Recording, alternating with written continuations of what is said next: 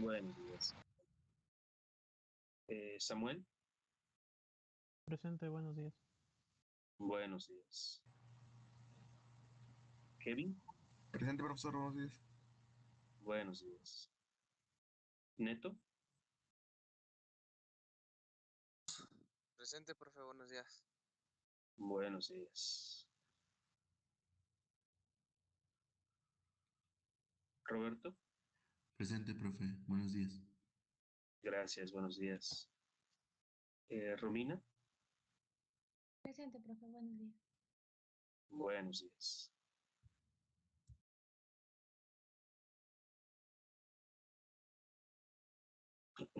Evelyn, Presente, buenos días.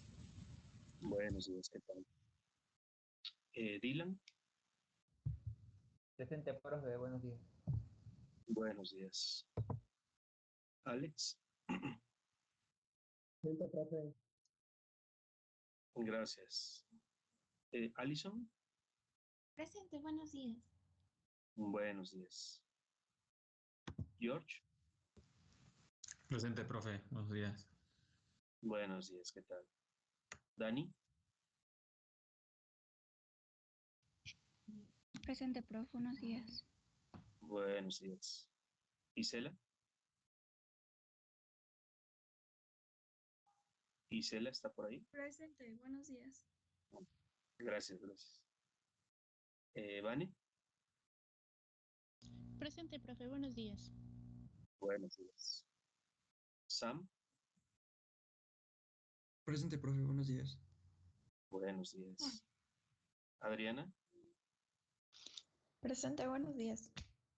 buenos días, ¿qué tal? Memo, buenos días. Azul, Presente, buenos días. buenos días. Oscar, Presente, buenos días. gracias, buenos días. Luján, Presente, buenos días. buenos días. Astrid, Presente, buenos días. buenos días. Cris,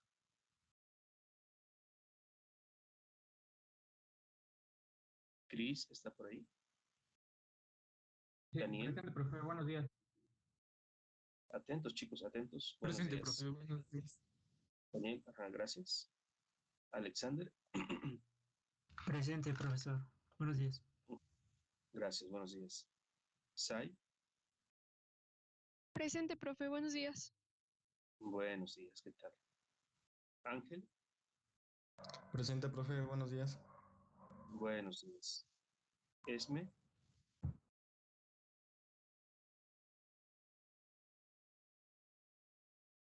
Esme está por ahí. Silvana, Presente, profesor, buenos días. buenos días. Yes, Presente, profe, buenos días. buenos días, ¿qué tal? Eric, Buenos días, profe. Presente. buenos días, ¿qué tal? ¿Qué tal? Eduardo,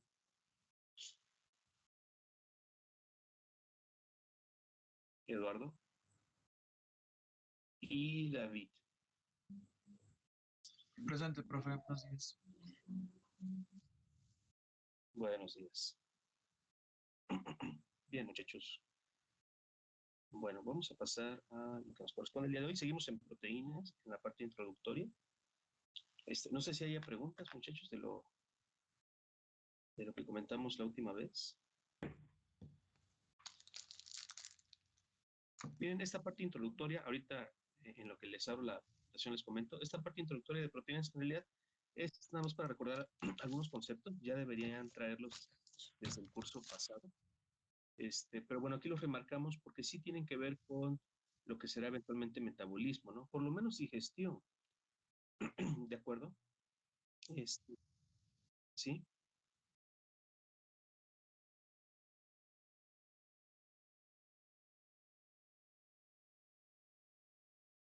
Ah, ok, ok. Miren, los papeles ya están ingresados. Les agradezco a quienes me compartieron su comentario de que si iban a ir o no. Ya están ingresados los papeles, ya tengo el visto bueno, les comento, de los que registré. Bueno, me dijeron que sí, entiendo que hay quienes me dijeron, profesor, no voy a poder ir, etcétera, etcétera. Aquí tengo el listado, los voy a ir nombrando. Estos fueron los que quedaron en la lista para ir a la práctica: Alison, Memo, Rocío, Sil, Aldo, Luján, Eduardo, Dylan, Vane y Romina. Fueron los que me dijeron que sí, sí, aunque recibí por ahí otros mensajitos que me decían que pues, no iban a poder, ¿no? Miren, tanto la técnico de laboratorio como la encargada de la logística de las prácticas, la profesora Erika, me ha dicho que a las 7 de la mañana, que es el horario que nos corresponde, nos van a tener listo ahí el material. ¿Sí? De hecho, desde un día antes se queda el material ahí listo para las prácticas y que, bueno, nos van a atender ahí. Hay personal nuevo, personal que yo no conozco, pero que va a estar ahí, ya está trabajando, está funcionando, para que a primera hora prácticamente estemos ahí para empezar a realizar las prácticas, ¿no? Vamos a realizar dos prácticas. La primera es la de azúcares reductores de la leche, que fue la primera. Entiendo que ya la hicimos, ya la comentamos, pero es muy visual. Dentro de las prácticas a realizar para el manual de Bioquímica 2, esta es de las más visuales y, y pienso, creo yo, que todavía podemos sacar mucha retroalimentación al final de la misma. La otra va a ser identificación del glucógeno, que si no me recuerdo es la práctica número 3, me parece, del manual, identificación del glucógeno. Entonces, eso lo harán dos equipos, otro equipo. Como son, déjenme contar, 2, 3, 4, 5, 6, 7, 8, 9, 10. Son 10 personas, 5 harán la primera práctica y los otros 5 la segunda. Y al final, aunque estén realizando por separado diferentes prácticas, al final nos vamos a dar el tiempo para la retroalimentación de las dos prácticas. Ajá. Entonces, bueno, eso es lo que haremos.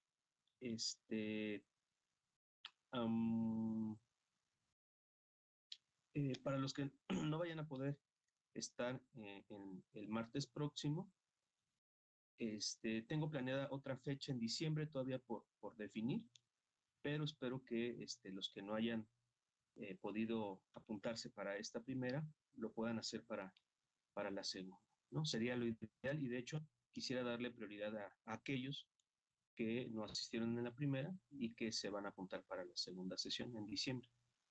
Ajá. Entonces, eso es lo que está por venir. Uh-huh. Ahora, les iba a dar indicaciones generales el siguiente lunes o probablemente mañana, pero ya que tocan el tema, les quiero preguntar de los aquí mencionados, recuérdenme muchachos, sé que en su momento me lo dijeron, ¿quiénes vienen de fuera? De los 10 que mencioné, ¿quiénes vienen de fuera? Por lo menos, no sé, de algún municipio del estado un poco más retirado, o todos son de aquí de la ciudad. Ahí Aldo, Dylan. Ok, ustedes muchachos, ¿vienen de muy lejos? Por ejemplo, Dylan, recuérdame de dónde viene. Sí, de Guerrero.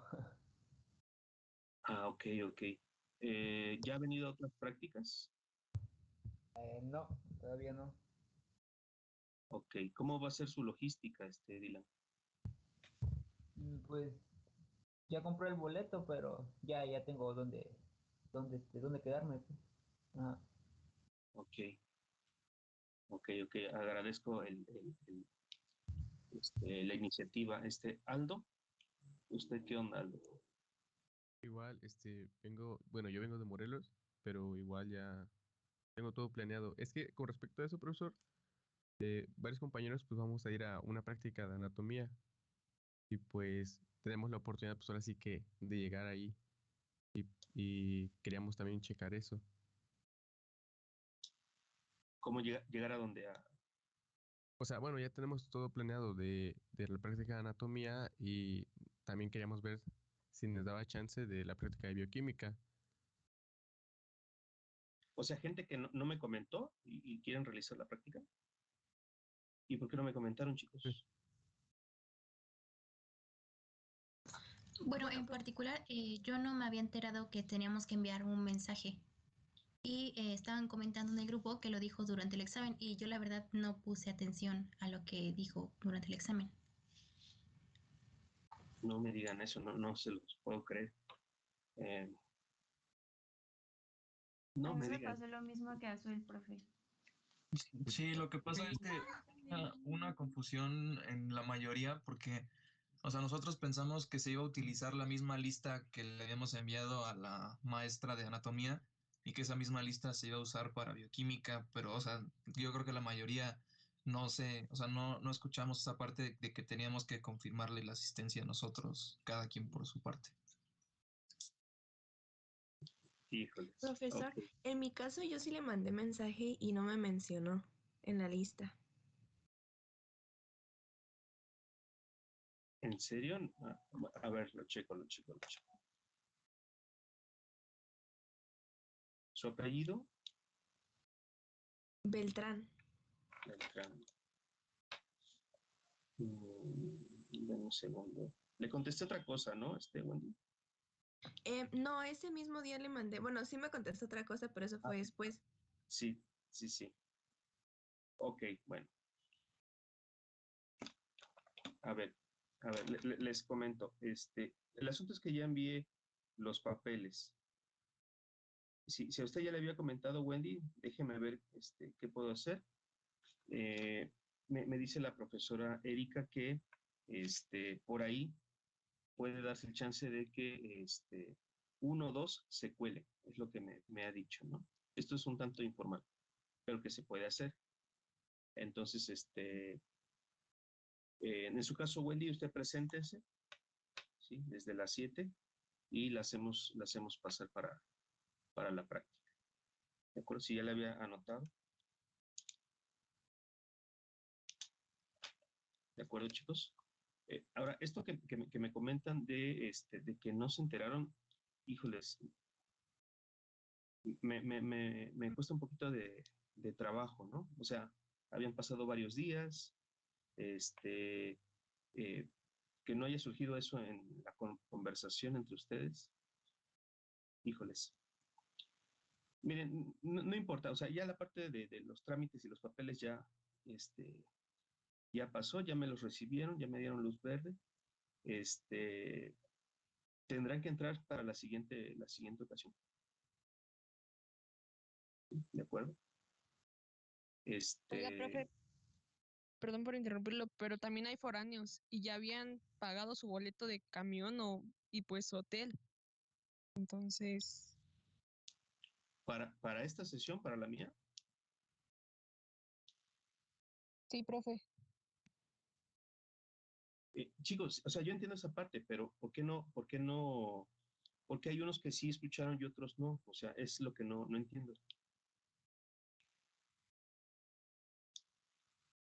Lo que pasa, profe, bueno, yo le voy a decir algo. Lo que pasa es que todo empezó porque usted nos había dicho que más o menos todos iríamos a lo de la práctica. Entonces yo, bueno, por ejemplo, en mi caso, yo iba a ir para allá porque íbamos a ir a lo de la práctica, porque usted había dicho que pues todos íbamos a ir, o que si era posible de manera que todos fuéramos. Entonces fue por eso que inicialmente yo conseguí, por ejemplo, aquí en este caso, la ida para allá.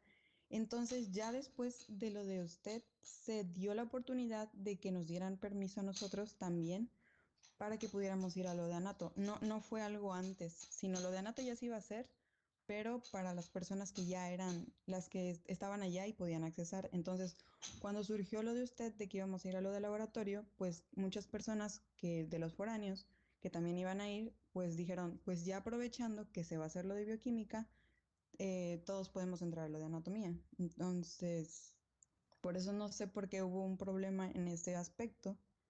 Si se Okay. supone Ahí la voy a contrariar un poco. Yo no recuerdo haber mencionado que todos tenían que venir. Justamente les he venido platicando, les he venido diciendo que quienes puedan venir, yo no los puedo obligar a ustedes. ¿De acuerdo? Eso creo que siempre se los he mencionado. Y fue este viernes, justamente durante el examen, cuando les dije, díganme, indíquenme a la brevedad posible, quiénes sí van a poder asistir, porque entiendo que yo no los puedo obligar, ¿no? Ya hay gente foránea que me dijo que sí, que me dijo que no, ¿de acuerdo? Pero es con base en si tenían permiso, son varias cosas, si tenían permiso, si tenían la posibilidad de desplazarse, si se querían quedar en una noche en la ciudad, pues que, que lo, que lo que vieran dónde y cómo. Yo no los puedo obligar a decir, chicos, tienen que venir. En esa parte sí me voy a permitir contrariarla. Nunca fue la narrativa esa, ¿no? Miren, entiendo entonces que hay confusión.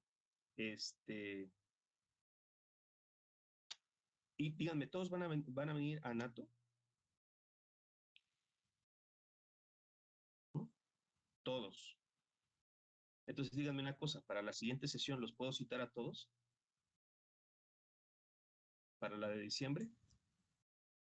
Por ejemplo, en mi caso se me hace muy complicado pues estar en la Ciudad de México porque primera yo vivo lejos, entonces tengo que irme mínimo un día antes y pasar la noche allá. Y sí es algo pues caro, ¿no? En el aspecto económico. Y yo ya había hecho todo lo posible para asistir en esta práctica porque usted nos había dicho que hiciéramos todo lo posible para asistir todos. Y pues eso hice. Y entonces cuando usted nos dijo que al final siempre no y que íbamos, que se tenía que dividir el grupo, pues sí, dije entonces, ¿cómo le hago, no? Si soy de las que no tiene que ir, ¿cómo le hago con todo lo que ya pagué para ir? Y por ejemplo, en diciembre sí se me complica mucho porque es muchísimo gasto. Y desaprovechar esta ida, pues sí se me hace no tan bueno. Ok. Miren, chicos, les voy a decir una cosa. Intentaré hoy platicar con la profesora Erika. Ella es muy accesible. Pienso que no va a haber gran problema. El asunto es que si ya le pasó los papeles a la técnico, a ella se empieza a complicar todo porque ella empieza a preparar los materiales, ¿no? Etcétera. Si me dice que sí, va. No habría problema y como si nada hubiera pasado. ¿De acuerdo? No prometo nada. ¿Sí? Si me dice, ¿sabe qué, profesor? La vez que ya se lo pasé a la técnico, ahí discúlpeme, ¿no? Aquí estamos jugando. ¿Qué le digo? Eso por una parte. Por otra, entiendo que esto ha sido una falta de comunicación. A mí me sorprende, ¿saben? Se supone que si estábamos en el examen, estamos atentos. ¿Me pude yo haber dirigido a ustedes por estos checks que yo hago con ustedes? Si todo bien, todo marcha bien. Entonces debieron haber estado atentos, ¿no? Insisto, me cuesta un poquito de trabajo que me digan que no se percataron de eso. Incluso entre la plática entre ustedes, ahí incluso le preguntaría a usted, Memo, eh, comentó, recordó un poco con los muchachos. Ahí como fue, Memo.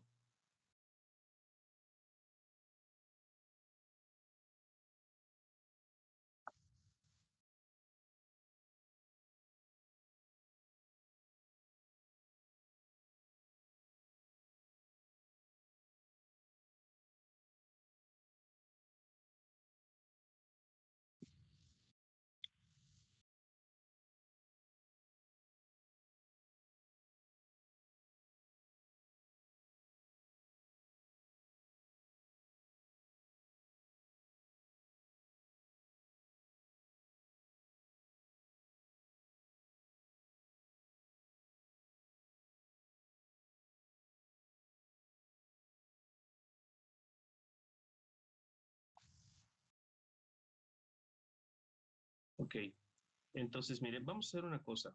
Ahora mismo, escriban un mensaje vía Teams los que van a asistir y los que no fueron nombrados ahora. Por favor, ahora mismo. ¿Sí? No a las 11 de la mañana, no a las 2 de la tarde, no. Ahora mismo escriban el mensaje para pues ver si puedo modificar. De acuerdo. Los que ya nombré no es necesario, es solamente para los que no los haya yo nombrado, ¿de acuerdo? Y que sí vayan. Maestro, ¿cómo le mando? ¿Qué, perdón, Oscar? ¿Cómo le mando mensaje? Es que no sabo. Vía Teams, hay una opción ahí para el chat. O en el buscador ponga mi nombre, Asael Torales Carreño, y me da un mensaje.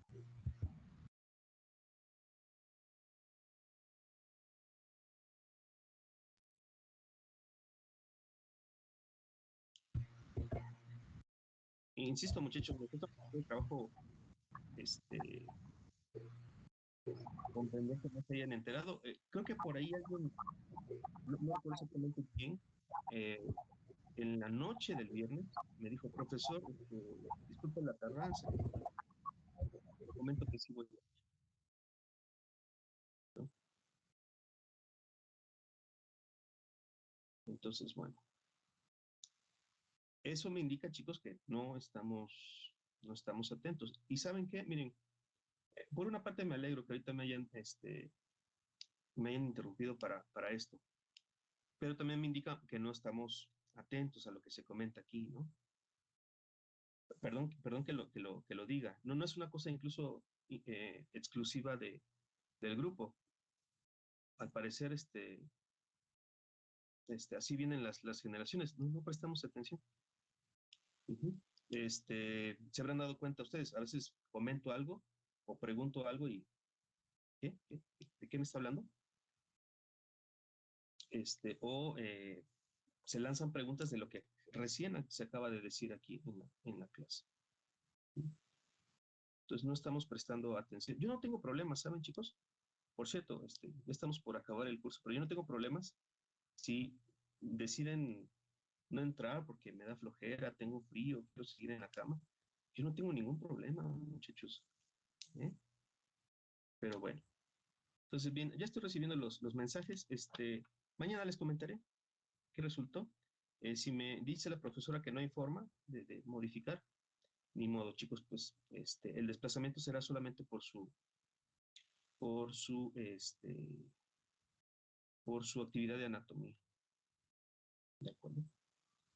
Y si no, miren, tampoco vamos a estresarnos, les comento, para diciembre tengo programada otra actividad, también haremos 2 prácticas, ¿sí? Incluso 3, estoy pensando hacerlo un poquito más en grande, hacer 3, sí, veo ahorita cómo se desarrolla la sesión. Me comenta tanto la técnico como la profesora Erika que no hay mucha actividad en los laboratorios, ¿saben?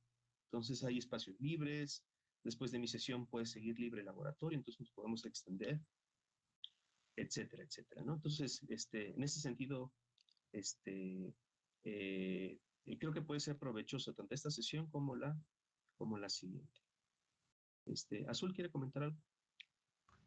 Sí, con lo que acabo de comentar, ¿no sería posible que se dividiera así al grupo? Pero, por ejemplo, en la sesión del martes, mitad, o sea, 15 entraran, no sé, la primera hora y 15 la segunda hora, para que se pudieran asistir los más que se puedan. Y dice que se pueden extender un poquito más de tiempo, entonces, si si lo dejan, yo creo que eso estaría bien, ¿no? Es que todo está en función de cuántos sean. Miren, los que recién mencioné eran 10, ¿de acuerdo? Ahorita entiendo que, no sé, se duplicará fácilmente el número, ¿sí? Por ahí hubo varios que me dijeron que no iban a ir, entonces pues no serían los 35. Muy probablemente tenga que utilizar 2 espacios. No tengo ahí mucho problema porque sé que a las 7 de la mañana la mayoría de laboratorios están despejados, ¿de acuerdo? Pero sí, seguramente tendrán que ser, asumiendo que lleguemos a 30, 15 y 15, ¿sí?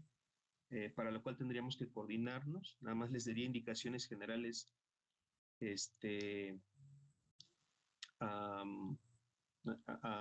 aquí en la sesión, que trajeran perfectamente leída y entendida la práctica para que al momento lleguemos y empecemos a ejecutar la práctica. Les dé indicaciones de dónde están los materiales, etcétera, etcétera, lo que ya hay que mencionar ahí, y a trabajar, muchachos, y a trabajar, para aprovechar el tiempo, por dos razones. La primera es que la verdad es que yo no me confío del todo de que a las 7 todo esté pero perfectamente. Créanme, toda una vida me ha pasado esto, que el encargado de abrir el laboratorio llega 10 minutos tarde porque estuvo pesado el tráfico, porque se levantó tarde, ¿no? Entonces yo no me confío. Entonces, una vez que estemos ahí, empecemos a ejecutar, trabajar de inmediato con la práctica perfectamente entendida, para que nos sobre tiempo para la retroalimentación, que es lo que, a lo que le vamos a sacar provecho. ¿Va que va? Pero sí, Azul, con base en cuántos vayan finalmente, sí, tendré que organizarme seguramente en dos espacios. Ahí no veo mayor dificultad. ¿Sí? ¿De acuerdo? Bueno, entonces entiendo que ya la mayoría me mandó mensajes, se dejaron de recibir aquí los mensajes. Mañana les doy noticias. ¿Sí? Mañana les doy noticias. Pero bueno, no pasa nada tampoco, ¿eh? No pasa nada si acaso no pudieran asistir. Entiendo que si van a venir a anatomía, el viaje no es necesariamente en vano. Sí, es una pena. Yo hubiera querido que todos, desde el primer momento, me dijeran que sí. ¿Sí? Y miren, me atrevo a comentarles esto un poco porque estamos en confianza y porque insisto, es algo generalizado. Justamente ayer, con el otro grupo, un chico me dijo, profesor, sí voy a ir a la práctica. Es del otro grupo, con ellos la sesión será el siguiente jueves. Entonces, con ellos no he metido los papeles todavía, ¿no? Pero se queda una rayita. ¿Sí? Si ayer hubiera metido todos los papeles, pues misma situación. Entonces, pues se tardan, ¿no? En comentarme y bueno, insisto, problemas de comunicación. ¿Va que va? Bueno, en el entendido de que podamos solventar esto, ¿sí? De que podamos solventar esto, no sé si hay algún comentario más al respecto.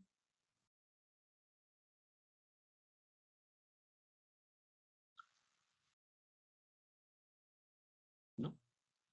Bueno, ¿saben qué? Ahorita con todo esto me hicieron recordar alguna vez durante un diplomado, uno de mis primeros cursos, nos estaban dando un curso de citometría de flujo, una técnica para cuantificación de células y caracterización de células. Una profesora de la UNAM nos dijo lo siguiente: como era un diplomado mitad presencial, mitad actividades en línea, nos comentaba que a veces, y como éramos alumnos de diferentes instituciones, nos decía que algunas veces iba a haber lugar para dudas o para errores en las actividades, ¿no? Y ahí sí tiene consecuencias importantes. Una actividad no entregada implicaría casi reprobar el curso. Nos decía que con base en su experiencia preguntáramos, incluso lo preguntáramos casi lo obvio, ¿sí? Y me acuerdo mucho lo que nos dijo en aquella ocasión, dijo, nada es evidente. Nada es evidente.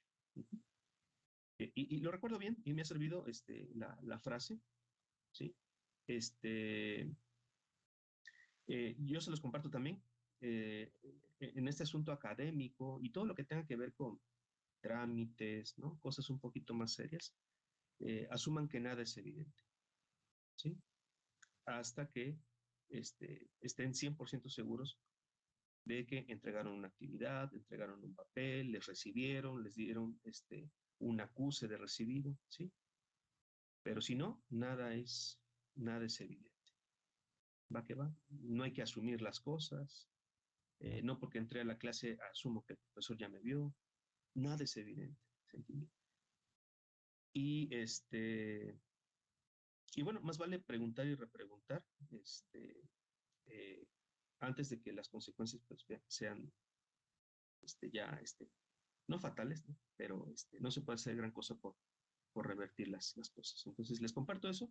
Ahorita me acordé, por cierto, de no asumir, ¿no? No asumir Nada, nada, nada, ¿no?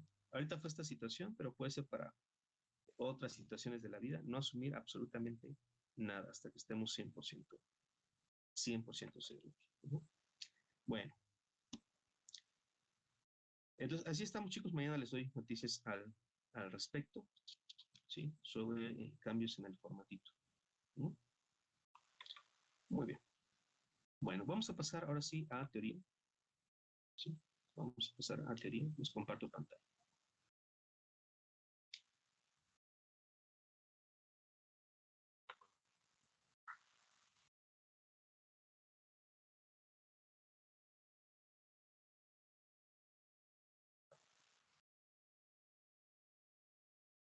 Memo, ¿me puede recordar en qué parte nos quedamos de la clase de proteínas?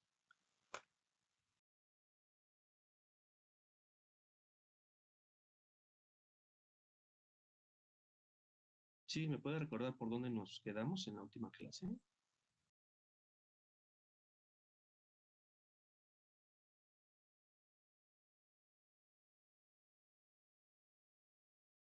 Ah, ok, por ahí nos íbamos quedando. Muy bien. Gracias, gracias. De acuerdo, entonces para retomar esa idea,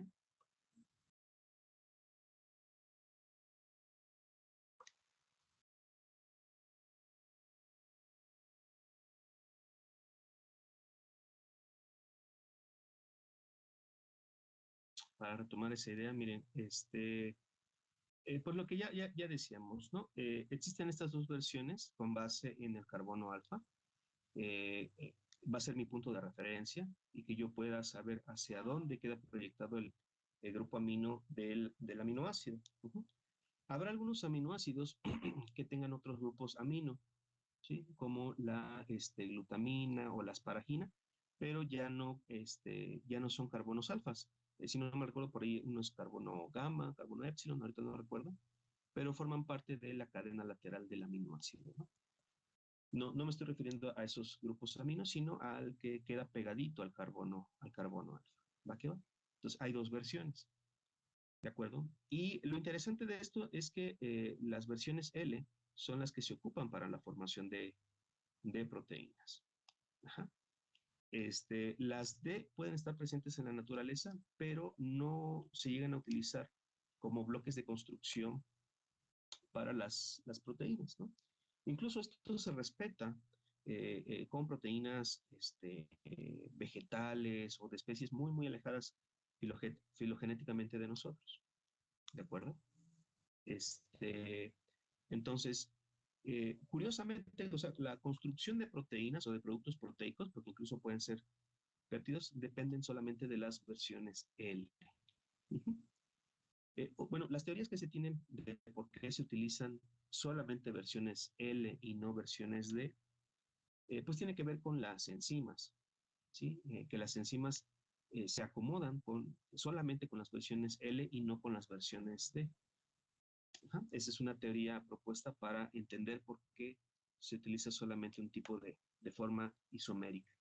Que lo mismo aplicaría para los carbohidratos, que se acuerdan, en su mayoría las formas D son las más utilizadas, ¿sí? Aunque ahí sí es un poquito más heterogéneo, pero bueno, serían las formas D las más utilizadas ahí en carbohidratos, ¿no? También estarían dependiendo de las enzimas. ¿Va que va? Y recordar que, bueno, de los 20 aminoácidos, solamente la glicina es aquella que no tiene versión D ni versión L. ¿De acuerdo? Muy bien. Bueno, me voy a regresar un poquito. Ok. Creo que no comentamos esto, ¿verdad? Lo de la clasificación de los aminoácidos. Los aminoácidos que vamos a estar viendo y revisando para la formación de proteínas son los alfa aminoácidos. Estos alfa aminoácidos, este prefijo alfa, el de la letra griega alfa, alude al carbono que unirá al grupo amino. Al grupo amino. Entonces, si decimos alfa aminoácido, en el carbono alfa se está uniendo el grupo amino. Por consiguiente, habrá otras formas como los beta aminoácidos y los gamma aminoácidos. Aquí tengo algunas imágenes, unos esquemitas que justamente nos muestran estos. El primero es un alfa aminoácido. Rápidamente ahí por los rótulos se nos indica. El carbono alfa tiene pegado al grupo amino y a su vez al grupo carboxilo. ¿De acuerdo? Recuerden, esto lo comentamos creo que en la parte de lípidos, basándonos en esta nomenclatura un poquito rara, de que el grupo carboxilo sería el carbono 1, el que le sigue sería el carbono alfa, o carbono número 2, ¿no? Y luego el carbono beta, o el carbono número 3. ¿Se acuerdan de esto? Que por cierto nos ayudaba a entender a la beta oxidación. Muy bien, pues un poco de eso va también aquí la forma de estructurar al aminoácido, ¿no? De tal forma que, insisto, el primero es el alfa aminoácido, el segundo, por consiguiente, podrán deducir que es es un beta aminoácido, y el tercero es un gamma aminoácido, ¿no? ¿Notan? Hay diferentes carbonos participando en la unión con el grupo amino, ¿no? En el segundo es el carbono beta, de hecho, que se une al grupo amino, y el tercero es el carbono gamma. Pero no dejan de ser aminoácidos, donde el grupo carboxilo le da esta característica de ácido a la molécula. Ajá. Bueno, les comento esto para que sepan de dónde viene esto de los alfa aminoácidos. Los 20 que vamos a estar revisando son alfa aminoácidos. Estos tres en concreto tienen nombres en particular. Por cierto, ninguno de estos forma parte de las proteínas, ni siquiera este primer alfa aminoácido, porque no forma parte de los 20. Este primero es el ácido 1-aminociclopropano carboxílico, ¿de acuerdo? Ni siquiera lo tenemos nosotros, más bien se expresan tejidos vegetales, ¿sí? No forma parte de los 20 formadores de proteínas. Luego, el que aparece ahí como beta aminoácido es el ácido 3-aminopropanoico, ¿sí? También conocido como beta-alanina por su similitud con la alanina que nosotros conocemos. Y el tercero es el ácido gamma-aminobutanoico, o mejor conocido como GABA, o ácido gamma-aminobutírico, ¿sí? Que por cierto es un neurotransmisor inhibitorio, ¿no? Sí lo expresamos nosotros por lo menos, pero no como un aminoácido formador de proteínas, sí como un aminoácido, de hecho como un neurotransmisor, y bueno, sigue siendo un aminoácido, ¿no? Químicamente pudiera haber otros más, por ejemplo un delta aminoácido, es probable, conforme se van haciendo más grandes, la probabilidad de que aparezcan naturalmente, ¿sí? Se va disminuyendo, pero químicamente es posible que vayan surgiendo otros, ¿no? Delta aminoácido, epsilon aminoácido, etcétera, etcétera, etcétera. ¿De acuerdo? ¿Sí? Bueno, no sé si entendí bien, o sea, en qué se basa que sea, o puedes repetir, pues, en qué depende que sea alfa, beta o gamma. Ok, depende de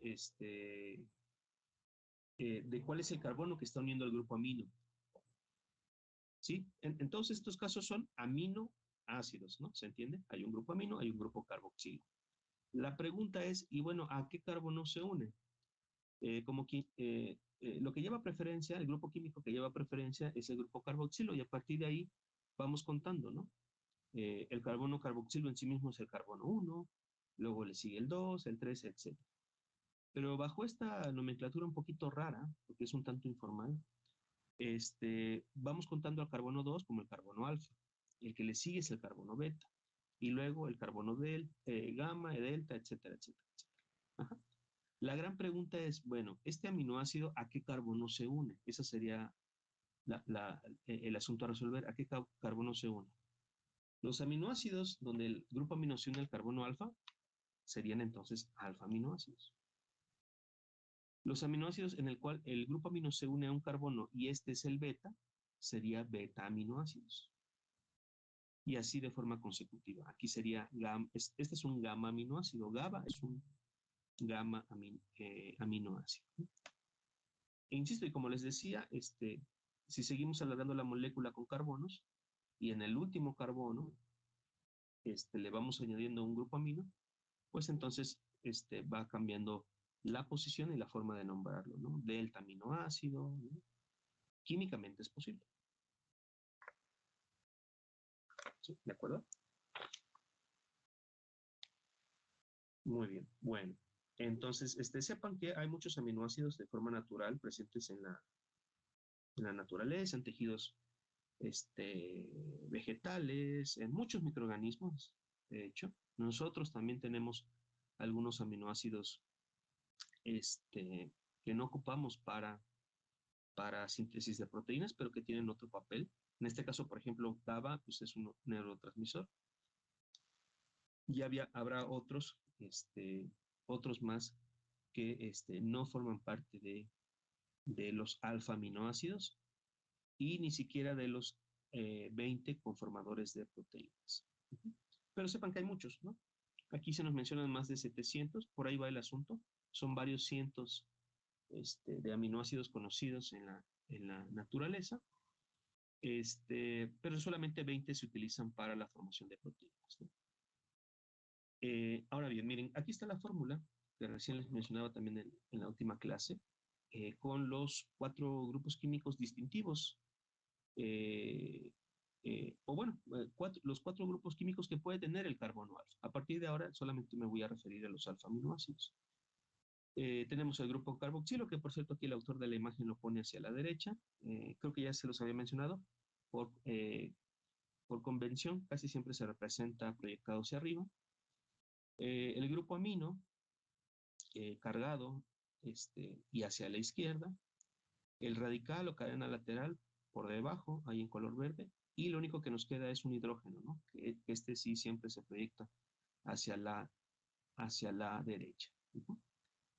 En general, esta sería la fórmula de los aminoácidos. Casi siempre así se representa. Insisto, excepto porque no sabemos cuál es la identidad de este aminoácido, porque no sabemos cómo está conformada la cadena lateral, pues esto aplicaría para cualquier aminoácido. Todos excepto uno, ¿sí? ¿Cuál es aquel aminoácido que se sale de esta representación? La prolina. La prolina está conformada como un heterociclo. El mismo grupo amino forma parte del anillo de la prolina. Entonces, este es el único que se escapa de esta forma regular en la cual se representan los aminoácidos. Ahora, esto, sí, diga. ¿Esa forma que tiene diferentes por las propiedades estructurales que tiene? Sí, justamente la prolina al parecer se suele concentrar más en donde hay curvaturas muy, muy pronunciadas en las cadenas de las proteínas, como si pudiera ayudar o contribuyera en que se diera la curva. Ajá. De hecho, yo creo que justamente por eso aquí el autor hace esta distinción. Nos coloca la representación de la izquierda con el grupo carboxilo colocado hacia la derecha de la molécula, para indicarnos que si yo pego un aminoácido ahí al ladito, pues el asunto es que va a seguir siendo una línea, ¿no? De un grupo amino, el carbono alfa y el carbono carboxilo. Y si le pego un aminoácido, perdón, se repite la misma secuencia: grupo amino, carbono alfa, carbono carboxilo. Grupo amino, carbono alfa, carbono carboxilo, y así, y voy generando una cadenita. ¿De acuerdo? Pero, insisto, muy probablemente, esto es lo que se ha hipotetizado para el papel que desempeñaría la prolina, muy probablemente la prolina estaría contribuyendo en generar curvaturas que le ayuden a la misma proteína pues, a adquirir una conformación tridimensional determinada. ¿De acuerdo? Muy bien. Y luego, miren, aquí no me voy a detener, se supone que ya conocemos a los 20 aminoácidos, pero les diré que sí tenemos que recordar a los 20. Por ahí desempolven sus notas de su primer curso, el curso de primero, para que recordemos a los aminoácidos, los 20 formadores de proteínas, que recuerden su nombre completo, su simbología y su abreviatura. ¿no? Teniendo en consideración que no todos, no todos los símbolos se ajustan a la primera letra del aminoácido. Por ejemplo, triptófano, pues no hay ninguna lógica para colocar W. Sin embargo, para no confundirnos con trionina, aplicamos otra letra como símbolo del triptófano. O asparagina con la letra N, o la glutamina con la letra Q. ¿Sí? En el caso de la asparagina, no, para no confundirnos con alanina, glutamina, para no confundirnos con glicina, ¿sí? Se optan por otras letras, recordarán eso, ¿no? Ácido aspartico o aspartato con la letra D, glutamato con la letra E, tirosina con la letra Y, para no confundirnos con treonina también, lisina con la letra K, arginina con la R, y ya, me parece, esas serían las excepciones. ¿Sí? De ahí en fuera todos tienen básicamente la primera letra del nombre como símbolo. ¿Sí? Para más adelante, cuando tengamos que aludir a los aminoácidos, lo podamos hacer con base en la simbología. ¿Sí? Bueno, entonces esa es digamos, la mala noticia. Tendremos que aprendernos de vuelta los aminoácidos. Vamos a comentar, chicos, la clasificación de los 20, por lo menos, según su cadena lateral. Yo les voy a compartir 5 grupos de aminoácidos. Por ahí hay un sexto grupo, que es el de los aminoácidos con azufre. Yo no lo suelo ver así, con un sexto grupo. Ahorita les menciono por qué. Solamente me quedo con la clasificación que propone Leninger, que son 5, ¿de acuerdo? Pero entiendo que por ahí, si se topan con cierta literatura, les mencionan que hay 6 grupos de aminoácidos. Insisto, el sexto sería el de los aminoácidos con azufre, ¿sí? O sulforados, creo que así lo mencionan. Bien, el primero, chicos, corresponde a los aminoácidos con cadena alifática y no polar, ¿sí? Es decir, básicamente son carbonos.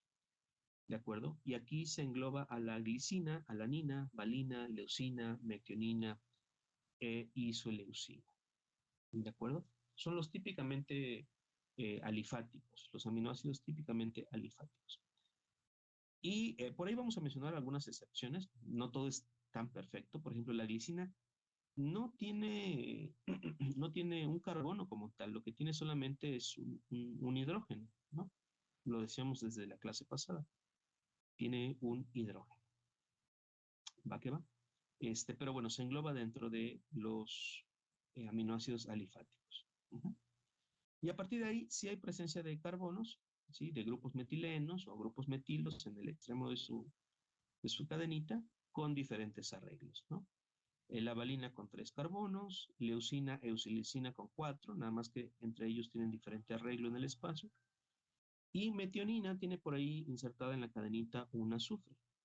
Por cierto, esta metionina sería uno de los 2 aminoácidos que se separan para que en otras clasificaciones se conforme el grupo de los aminoácidos con azufre, ¿sí? Que junto con la metionina se incorporaría la cisteína, que la veremos en un momento.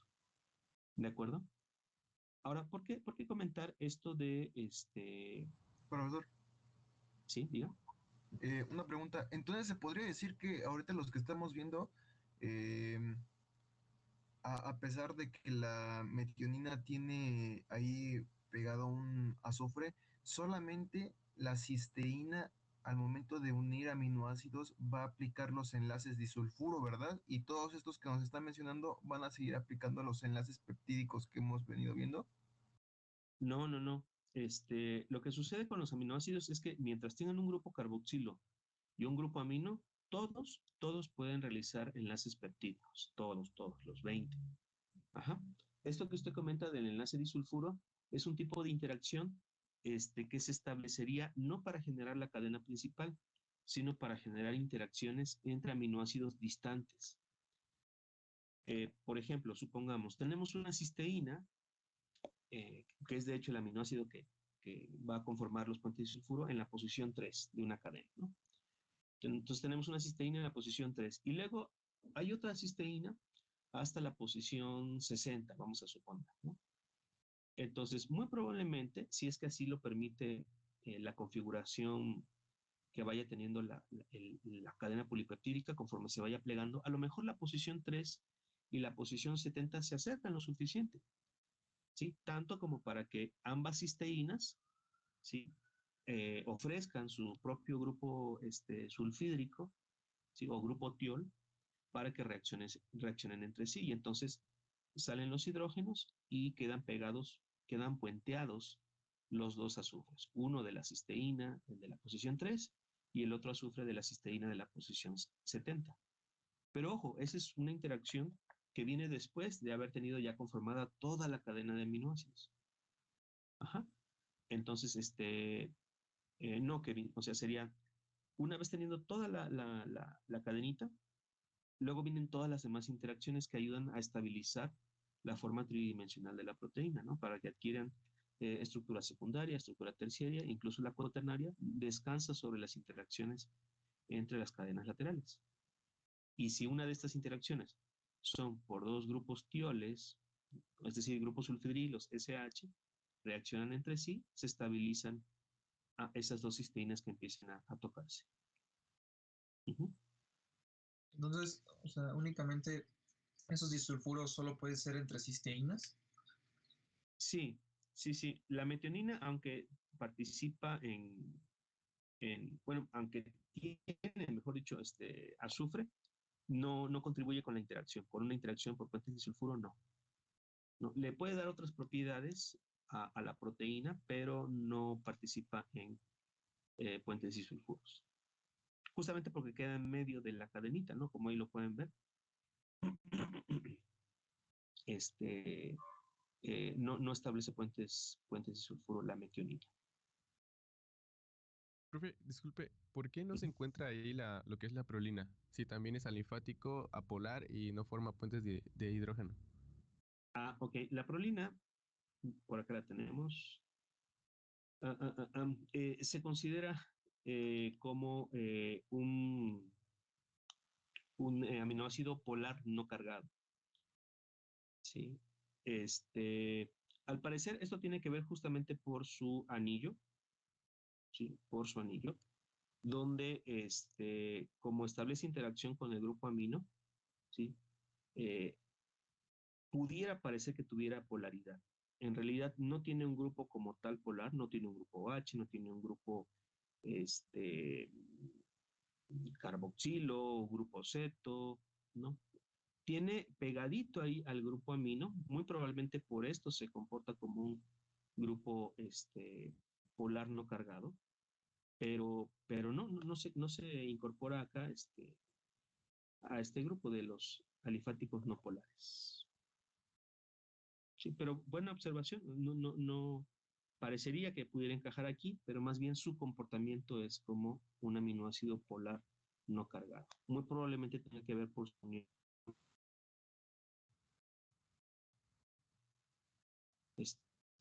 Ahí próximo opción que sería el alfamino. ¿De acuerdo? Muy bien. Bueno, lo que les quiero comentar con cada uno de estos grupos, muchachos, es que ¿por qué revisar las cadenas laterales de los aminoácidos, no?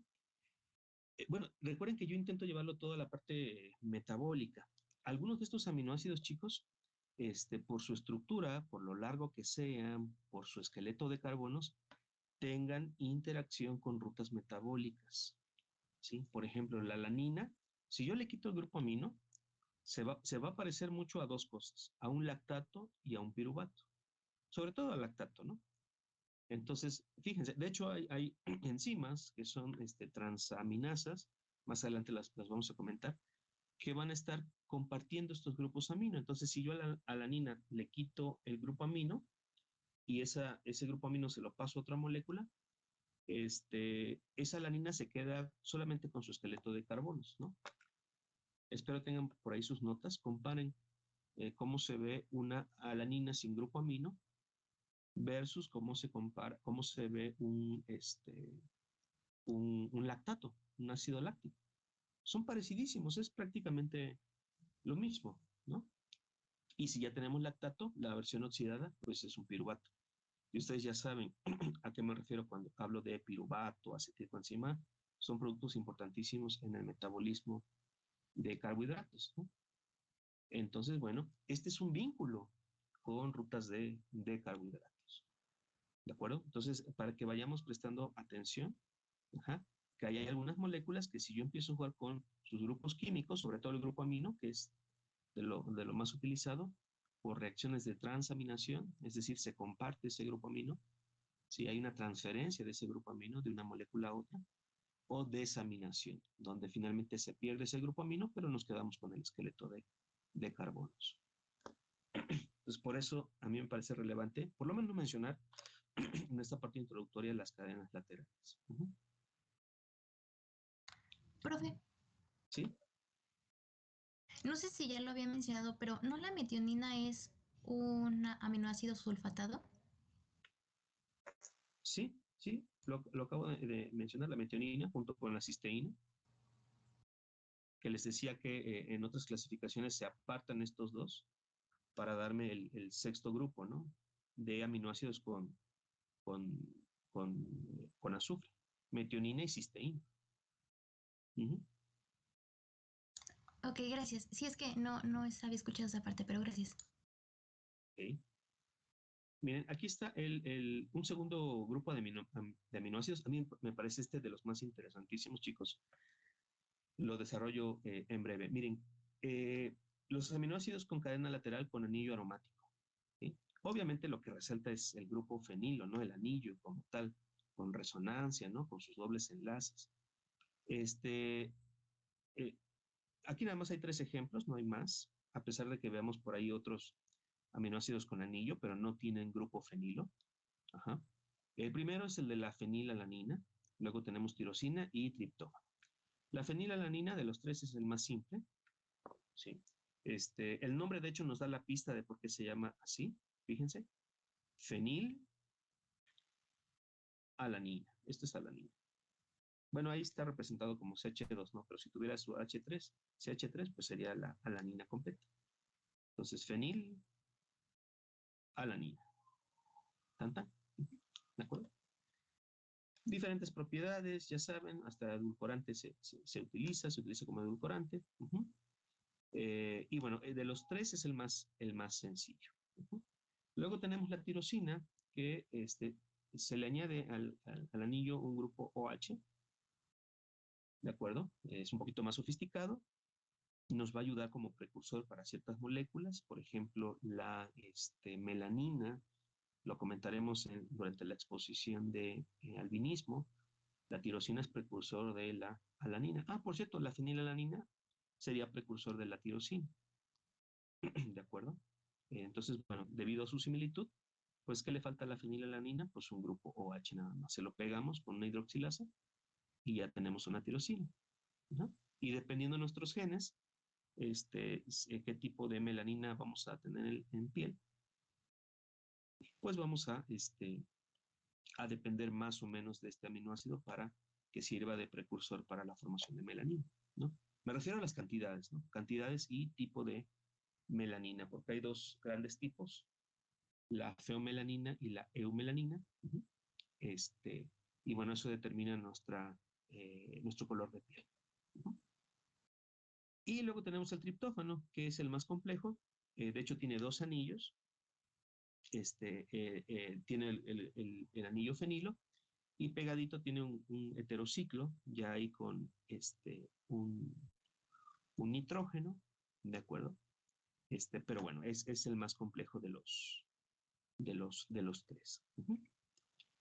Ahora, junto con este distintivo del anillo aromático, chicos, tiene otras propiedades estos 3 aminoácidos, ¿no? Para los que tengan noción más o menos de la química orgánica, por sus clases anteriores de química, en la prepa, en la boca, qué sé yo, recordarán que estas estructuras cíclicas pueden absorber energía, ¿no? Debido a que tienen sus dobles enlaces, pueden absorber energía. Y esto le confiere una capacidad de fluorescencia a las proteínas. No sé si esto lo sabían, pero nuestras proteínas pueden florecer. Sí, todas, todas. Mientras tengan alguno de estos tres aminoácidos, pueden florecer. Ajá. La fluorescencia es un fenómeno físico en la cual una molécula absorbe energía, ¿sí? Absorbe eh, eh, energía alta, de alta frecuencia, la absorbe y luego emite energía de baja frecuencia, ¿no? En longitudes de onda un poco más amplias de cómo la absorbió, ¿sí? Así se describiría a grosso modo la fluorescencia. Pero para poder observar este fenómeno de fluorescencia se requieren pues, ciertas condiciones especiales, ¿no? Excitación de las moléculas por parte pues, de una fuente de fotones con alta frecuencia, insisto, ¿sí? Un tipo de energía de alta frecuencia y un equipo, generalmente pues microscopios, para poder detectar la luz de baja frecuencia que emiten estas moléculas. Ajá. Entonces, es cierto, nuestras proteínas pueden florecer de forma basal, de forma natural, pero bajo ciertas condiciones, ¿verdad? Nadie va por la calle ahí floreciendo todo lo que da, ¿verdad? A lo mejor se dan a notar por otras cosas, pero no porque florezcan. Pero tiene que ver con esto, ¿no? Nuestras proteínas tienen la capacidad de florecer.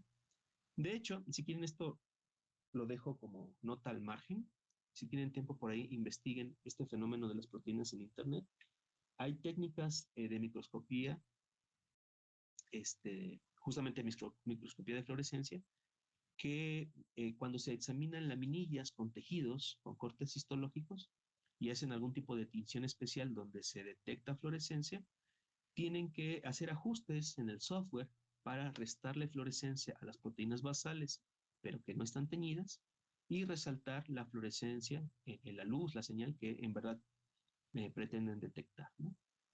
Entonces, tan es cierta, tan es real esta fluorescencia de las proteínas que hay ciertas técnicas en las cuales hay que disminuir o atenuar esta fluorescencia en los equipos por medio del software para detectar lo que en verdad se quiere detectar y que no interfiera esta fluorescencia basal, ¿no? ¿De acuerdo? Y otra cosa, hay diferentes técnicas para detección de proteínas que se basan en reaccionar, ¿sí? Con los anillos aromáticos. Por ejemplo, la reacción xantoproteica, que seguramente la realizaron o la vieron en el manual de prácticas del curso de primero, pues se basa en eso, en hacer reaccionar el reactivo con el anillo aromático, ¿no? Y ustedes recordarán, si da un color amarillo, amarillo intenso, hay presencia de proteínas, o por lo menos de productos proteicos, ¿no? A lo mejor son péptidos, pero bueno, hay presencia de compuestos de naturaleza proteica. Ahora, ustedes seguramente podrán imaginarse, preguntarse, bueno, profesor, pero eso no es un poco arriesgado. ¿Qué pasa si una proteína no tiene ni fenilalanina, tirosina y triptófano? ¿Sí? Por más que yo tenga la técnica correcta, como no tengo los anillos aromáticos, puedo tener un producto proteico, pero no voy a tener una señal de que en efecto haya estos aminoácidos y por tanto deducir erróneamente que no tengo proteína. Bueno, pues es cierto, sepan que eso es cierto. Lo interesante, ¿saben qué, muchachos? Es que generalmente esto se utiliza, sí, para detectar alguna proteína cuando tenemos la sospecha de que en verdad tenemos proteína. Ahora, lo curioso de esto es que, ¿saben qué, chicos? La mayoría de productos proteicos en verdad contienen estos aminoácidos. Ajá. Alguno por lo menos debe tener alguno de estos aminoácidos con estos grupos químicos. Ajá. Se ha estimado, por cierto, que los aminoácidos se suelen repartir más o menos bien en todos los productos proteicos. Ajá.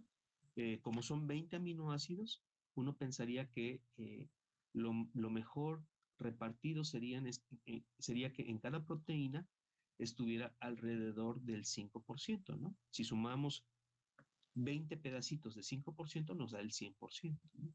Pues ¿saben qué? Pareciera que no, pero más o menos en la mayoría de proteínas se ajustan estos porcentajes, ¿sí? Es decir, tenemos un 5% de fenilalanina, un 5% de tirosina, un 5% de triptófano, y bueno, esto aplicaría para los demás aminoácidos. Obviamente hay excepciones, hay ligeras diferencias, pero más o menos, por ahí están los porcentajes. ¿De acuerdo? Y ustedes se pueden preguntar ahora, bueno, entonces eso significaría que todas las proteínas son iguales. No, porque recuerden que lo que determina la identidad de la proteína, ¿sí? Es la secuencia. Es la secuencia. Y ahí sí hay muchísimas diferencias. Pero proporcionalmente casi siempre se ajustan estos 5% por cada aminoácido. Insisto, habrá sus excepciones, pero bueno, para una buena cantidad de todo el conjunto de proteínas conocidas, se suele respetar estas proporciones, ¿no? Con lo cual, les diría que sí hay posibilidad de que tengamos, hay una alta posibilidad de que tengamos alguno de estos 3 aminoácidos en proteínas pues de diferente tipo y de diferente fuente. Con lo cual, una reacción xantoproteica sería muy confiable para detectar proteínas, ¿no? Obviamente debemos tener la sospecha de que en mi muestra en verdad estoy acarreando una proteína y no algún otro tipo de molécula, pues ya muy distante de la naturaleza proteica. Interesante, ¿verdad? Lo de los anillos aromáticos. Luego tenemos aquí a los aminoácidos no cargados, polares pero no cargados. Aquí fíjense serina, trionina, cisteína, que es la que se ha estado mencionando hace un rato. Ajá. Ahí la cisteína tiene un grupo tiol, a ese se le conoce como grupo tiol o grupo sulfidrilo, el SH. ¿Sí? Cuando se forma el enlace disulfuro, es este SH el que reaccionaría con otro, el de otra cisteína. Saldrían estos 2 hidrógenos y se hace un puenteo ahí con 2 azufres, a lo que le llamamos puente disulfuro, ¿no? Ahora, este puente disulfuro no es poca cosa, muchachos, porque genera estabilidad en la proteína. Como es un enlace covalente, habrá otras interacciones que no son covalentes. Por ejemplo, alanina con una leucina. Hay un tipo de interacción llamada interacción hidrofóbica o hidrófoba, ¿sí? Como no se juntan con cualquiera, ¿verdad? Estas cadenas laterales alifáticas, pues se buscan entre ellas. Entonces pueden más o menos establecer interacciones hidrófobas, ¿de acuerdo? Pero son interacciones, pues lábiles, ¿no? No son estables, se pueden deshacer con cierta facilidad. En cambio, un enlace covalente formando un puente disulfuro, pues es todavía mucho más estable, ¿sí? Genera estabilidad. Es como si estuviéramos reforzando con alambritos, ¿verdad? A la cadena de proteínas, estar muy bien reforzada en los puntos donde haya puentes disulfuro.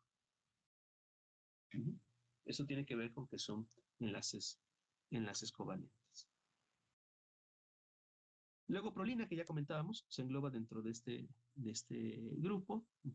Llega a tener propiedades polares, y por eso se coloca aquí. Luego asparagina y glutamina, que los grupos amino de la cadena lateral son los que promueven generalmente más esta polaridad, pero sin tener carga. Entonces, bueno, estos ayudan para la solubilidad de la proteína, generalmente tienen buen contacto con el medio acuoso y dependiendo qué tantos de estos aminoácidos tenga la proteína o el péptido, contribuirá a un mayor grado de solubilidad. No serían los únicos aminoácidos que contribuyan a la solubilidad, pero sí lo hace.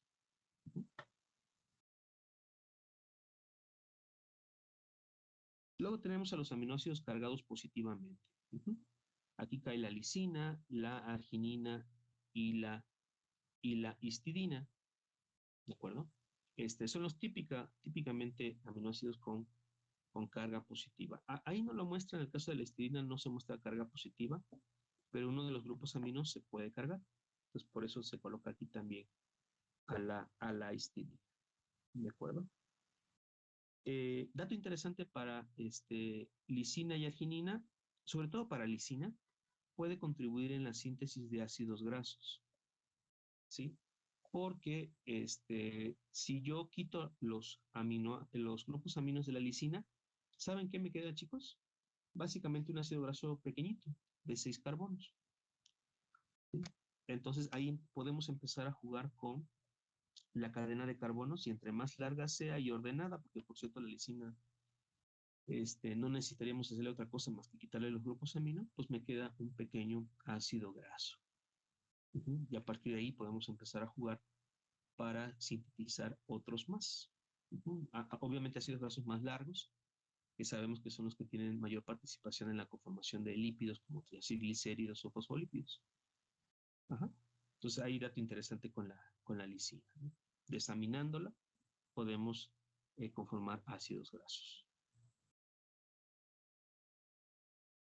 Y finalmente, los últimos dos que nos quedan, los aminoácidos cargados negativamente, que son aspartato y glutamato. ¿Sí? Acá, misma situación, chicos. La cadena de carbonos nos va a posibilitar generar productos ligados, sobre todo a metabolismo energético, metabolismo de carbohidratos. Por ejemplo, a ver, les pregunto, muchachos, y sirve que volvemos a recordar esto. Les pregunto, visualicen ahí el aspartato. ¿Qué pasaría si yo al aspartato le quito el grupo amino? ¿Qué tipo de molécula me queda? ¿Qué molécula, mejor dicho, no tipo? ¿Qué molécula me va quedando si yo le quito el grupo amino al aspartato? ¿Alguna idea?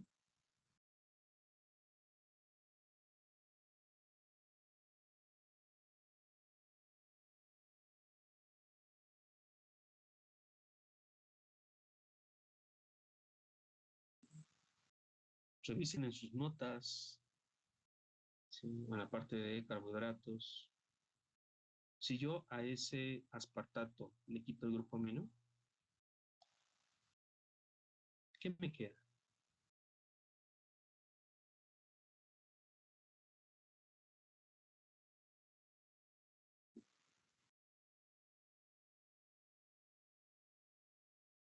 ¿No? ¿Nada?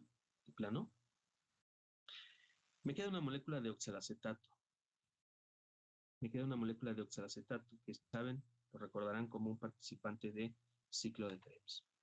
Por tanto, esta modificación sobre el grupo amino me genera una vía de entrada hacia el ciclo de Krebs. Y a su vez, el oxalacetato es una vía de salida para generar aspartato. ¿Qué pasa si yo necesito aspartato? La célula necesita aspartato y no lo tiene. Bastaría con que consiguiera un grupo amino, le pegamos un grupo amino al oxalacetato y ya se hizo de su aspartato. Entonces, este tipo de reacciones, que generalmente son de transaminación, insisto, va a abrir muchas puertas para una mayor interacción de rutas de proteínas, ¿sí? Con rutas de carbohidratos. Ahora bien, esto explicaría, chicos, por qué también las proteínas sirven como fuente de energía. No es la primera opción, pero serviría como fuente de energía. ¿Sí? Recuerden, esto ha sido una letanía que yo he tenido para con ustedes a lo largo del curso. Hay un orden: carbohidratos, lípidos y hasta el final proteínas, ¿no? Una persona con un ayuno prolongado o inanición, por las razones que ustedes quieran, eventualmente baja de peso porque empieza a consumir sus propias proteínas, ¿no? Y entonces el tejido muscular, que suele ser el tejido con mayor cantidad de proteína, empieza a utilizar aminoácidos procedentes de las proteínas, obviamente empieza a reciclar esas proteínas y los aminoácidos servirán como fuente de carbonos, ¿sí? Para oxidarlos y obtener energía, ¿sí? Por eso una persona con un ayuno de varios días, varias semanas, empieza a bajar de peso y de talla, ¿de acuerdo? Su tejido muscular empieza a mermar un poquito. Para esto sepan que previamente ya se utilizaron la mayoría de carbohidratos. Muy poco o nada le quedará de glucógeno en hígado. De lo que se está haciendo esta persona es de glucosa apoyándose en gluconeogénesis, sobre todo, oxidando lípidos. No sabemos a qué tasa, a qué intensidad, pero estaría haciendo lipólisis, beta-oxidación, cetogénesis, y estaría obteniendo energía a partir de ahí. ¿De acuerdo? Pero también ya empezaría a estar oxidando aminoácidos, quitándole su grupo amino y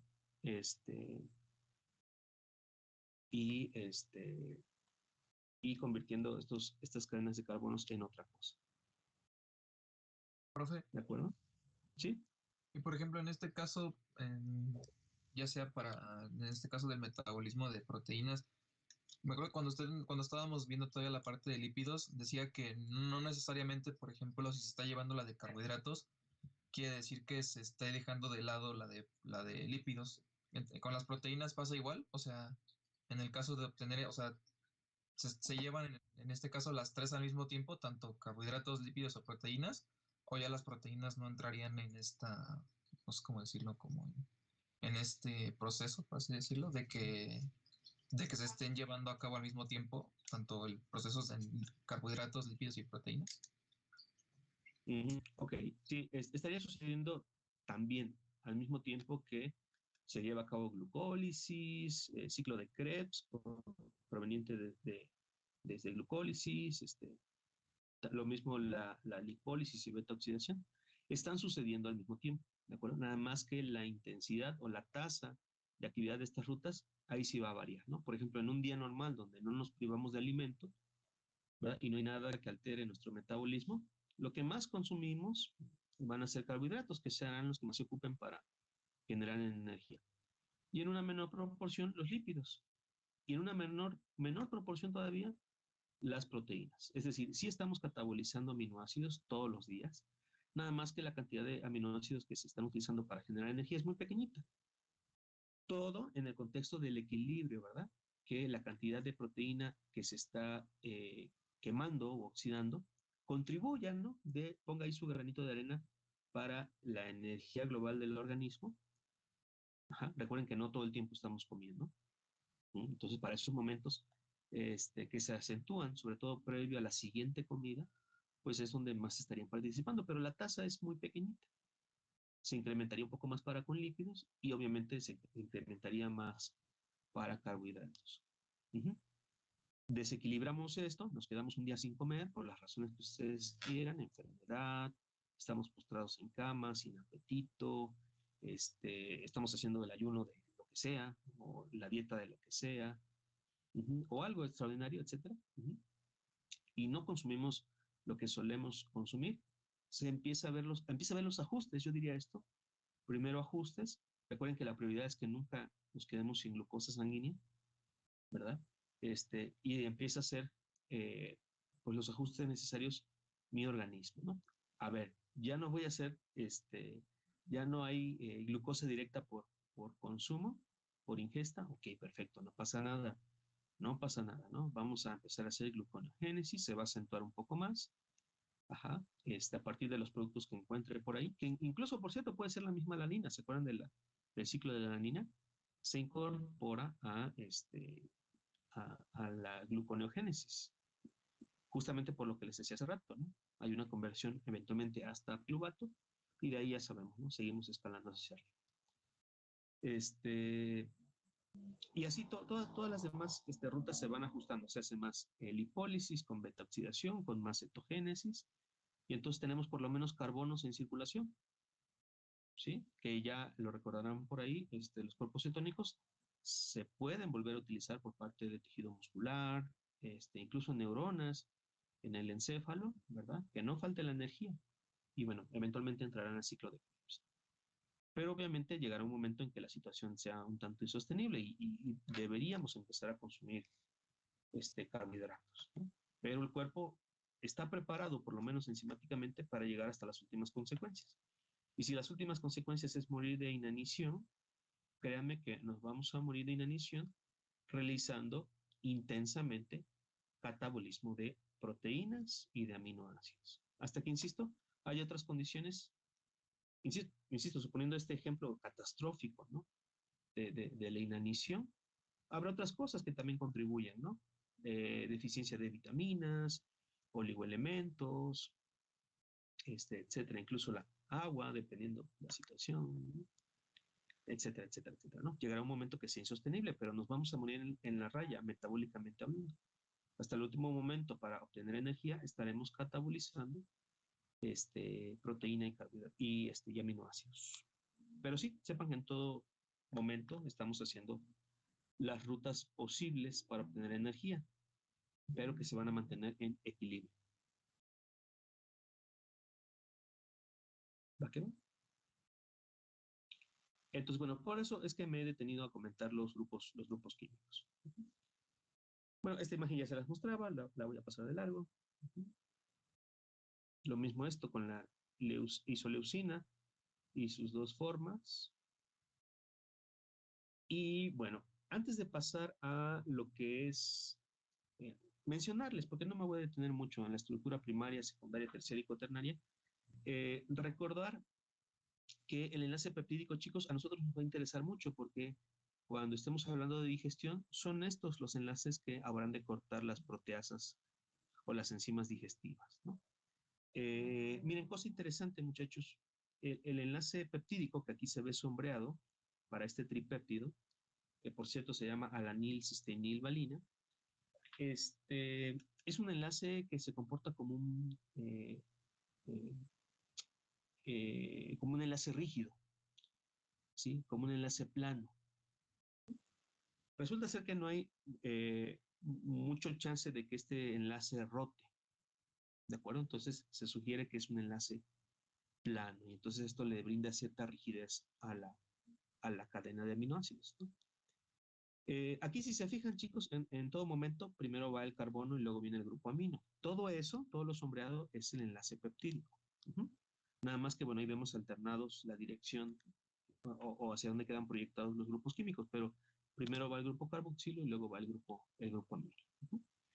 Si una enzima digestiva decide cortar aquí estos enlaces peptídicos, tiene que incorporar una molécula de agua para que se deshaga, ¿sí? Para que se haga este enlace peptídico. Como ya lo hemos comentado, ¿verdad? Sale una molécula de agua, pues ¿qué tengo que hacer para romper ese enlace peptídico? Pues ahora meter esa molécula de agua y se deshace el enlace. ¿Va que va? Pero bueno, sepan, insisto, que el enlace suele ser rígido y plano, ¿no? Miren, por ejemplo, aquí otra representación de esto. No sé si notan, no me voy a meter mucho este detalle fino, pero se los comento. Hay capacidad de rotación en los enlaces covalentes sencillos. Por ejemplo, entre el carbono alfa y el carbono carboxilo. Hay posibilidad de rotación. Lo mismo entre el carbono alfa, que es y el grupo amino. ¿Sí? Pueden rotar, como que intentan girarse, tienen la capacidad de girarse. Pero no sucederá, noten aquí en el centro, la unión entre el carbono del carboxilo con el grupo amino. Ahí el enlace sencillo no se me indica que rote. No rota, por tanto, ergo, ¿sí? El enlace es rígido, es plano. Profesor. Ajá. ¿Sí? Una pregunta, ahí el ejemplo que nos está dando sería, por ejemplo, cuando ya es la estructura secundaria de las proteínas que se hace en alfa hélice y va girando yo vi que decía que giraba, tenía un giro de extrógiro de 180, después se quedaba el carbono en el enlace peptídico en el plano y se daba otro giro de 100 grados y así sucesivamente para que se fuera formando la hélice. No, Kevin, aquí de momento solamente estoy hablando de la cadena lineal, la forma como voy ordenando los aminoácidos, uno tras de otro, me va a dar la posibilidad de ver varios enlaces, que son justamente estos que les menciono, ¿no? Cuando yo pego un grupo carboxilo que proviene de un primer aminoácido con el grupo amino del siguiente, esta unión, que sería el enlace peptídico, bueno, de hecho todo esto, ¿no? Incluido el oxígeno y el hidrógeno, ese es el enlace peptídico. Se queda fijo. Los otros que les he mencionado aquí que rotan son enlaces sencillos entre, por ejemplo, les decía, carbono-carbono, el carbono alfa con el carbono carboxilo. Pero de momento estoy hablando solamente de la secuencia, de la cadena lineal. Esto que me comenta, en efecto, es cierto para la estructura secundaria, pero ya es cuando contemplamos la cadenita ya hecha, ¿no? La secuencia ya hecha de aminoácidos. Aquí de momento son detalles, insisto, pequeñitos, no me quiero clavar tampoco mucho en esto, pero rotan, tienen la capacidad de rotar algunos enlaces, otros no, el enlace peptídico no rota, por tanto se considera fijo, plano, y le confiere cierta rigidez a la cadenita.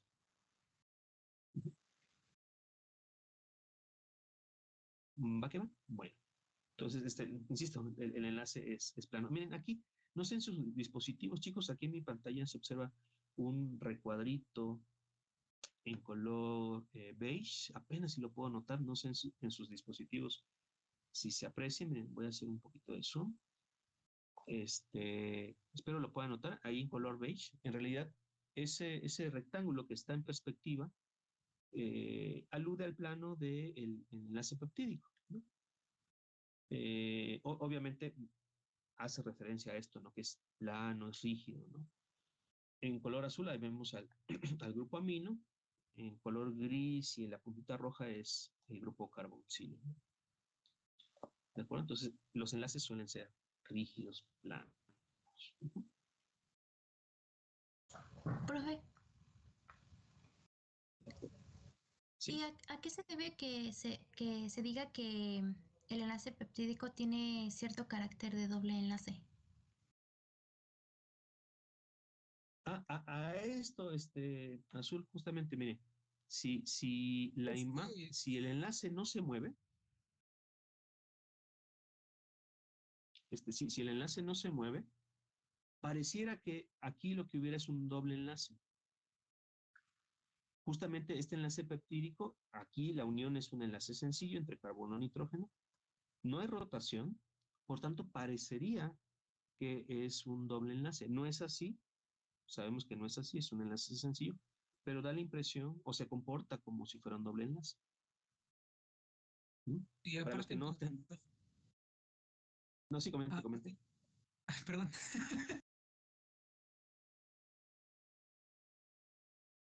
Que aparte, bueno, de eso de que no se mueven, también es porque son un poco más pequeños.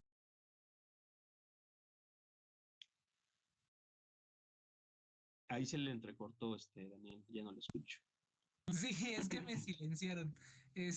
Pero sí es porque dicen que es un poco más pequeño, ¿no? El enlace que hay entre, bueno, en los enlaces peptídicos es un poco más, no, suele ser más pequeño que los otros, que otros enlaces covalentes. No sé si esa sea la principal razón, Daniel. Desde luego que sí, es un enlace pequeño en cuanto al volumen. Por ejemplo, ahí la cadena lateral puede estar contribuyendo a un mayor tamaño en otros puntos de toda esta cadena, de toda esta secuencia. No sé si esa sea la razón principal. Lo cierto, y a eso me remito solamente, es que la unión carbono y nitrógeno, carbono del carboxilo, nitrógeno del grupo amino, no se mueve, ¿no? O sea, queda rígido y en un solo plano, y eso da la impresión de que sea un doble enlace. Y yo me remito más a eso. Ajá. Para quien no sepa un poquito, se sienta perdido de lo que se está comentando aquí, chicos, los dobles enlaces hacen eso, no generan rotación. Ajá. Aquí, por ejemplo, este sería un doble enlace entre carbono y oxígeno. Pudiera suceder entre carbono y carbono, ¿no? Ahí no hay rotación, ¿no? Insisto, no sé qué tanto lo podemos reflexionar si lo vemos así. Imagínense que tenemos pelotitas de unicel y las estamos pegando colocándole un palito de madera, ¿no? Un palito delgadito de madera. Pudiéramos rotar, ¿no? Si esto lo hacemos así en forma de maqueta y empezamos a jugar un poco con las pelotitas, que serían los átomos, y si están unidos solamente por un palito de madera, podemos jugar un poco y ver que sí puede rotar el palito, ¿no?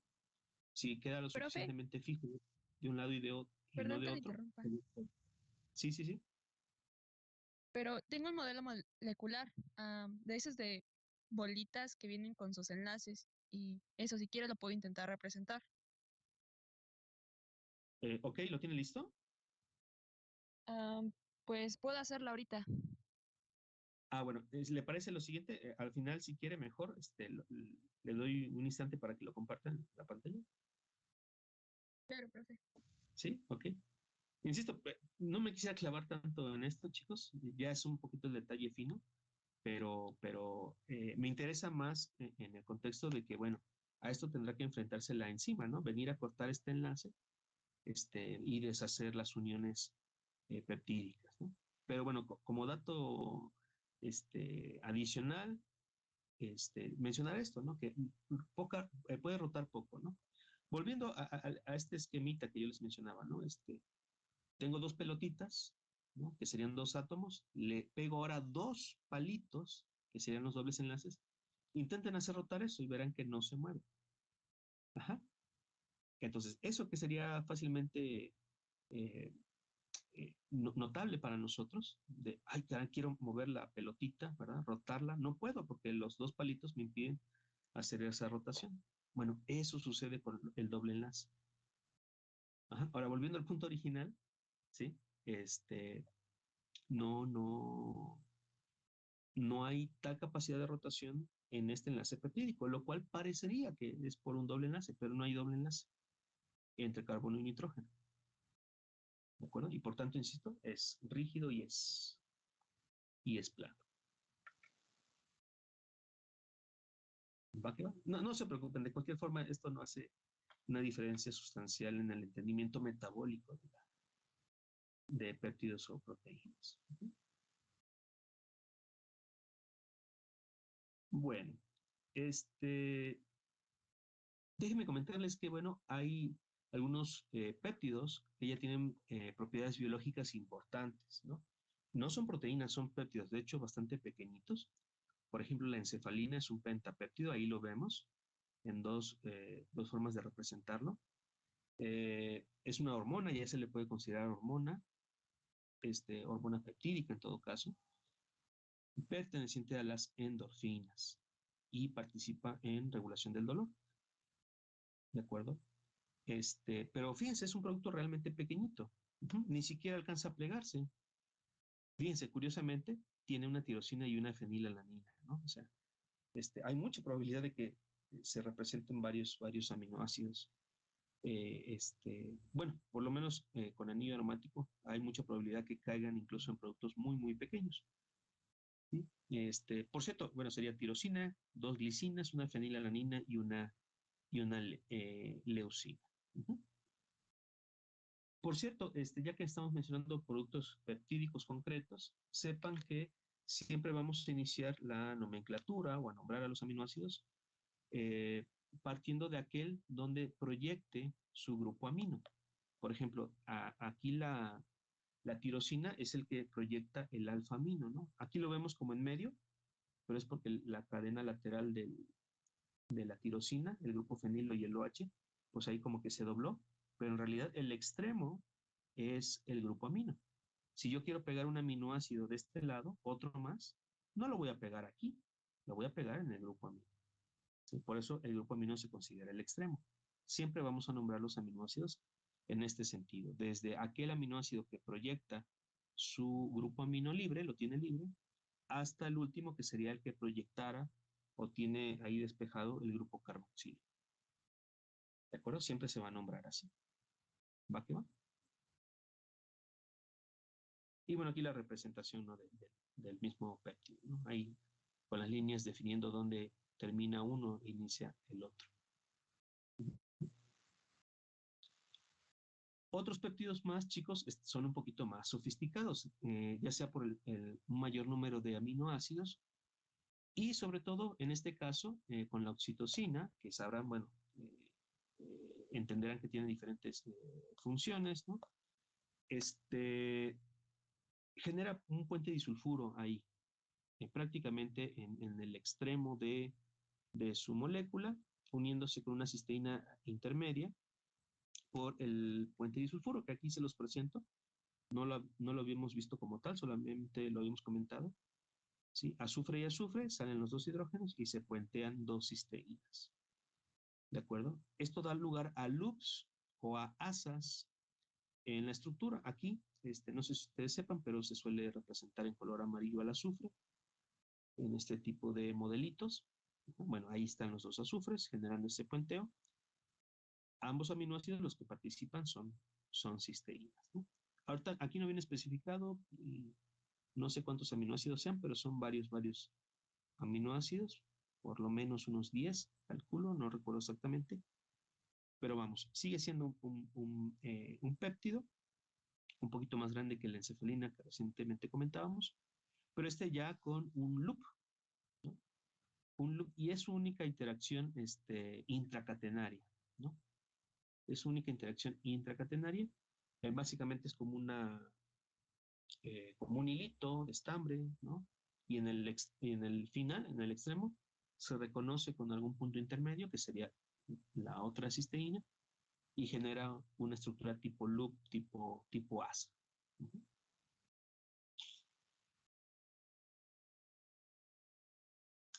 Muy bien. Y bueno, aquí tengo texto, no los quiero aburrir con texto, quizás sea algo de lo que tenga que modificar en esta presentación. Nada más recordarles, la secuenciación de péptidos y de proteínas me permitiría identificar tal cual cuál es el orden de aminoácidos que están presentes en la cadenita, ¿sí? Así tal cual. Alanina, tirosina, leucina, glicina, etcétera, etcétera, etcétera, ¿no? Y entonces definir la secuencia.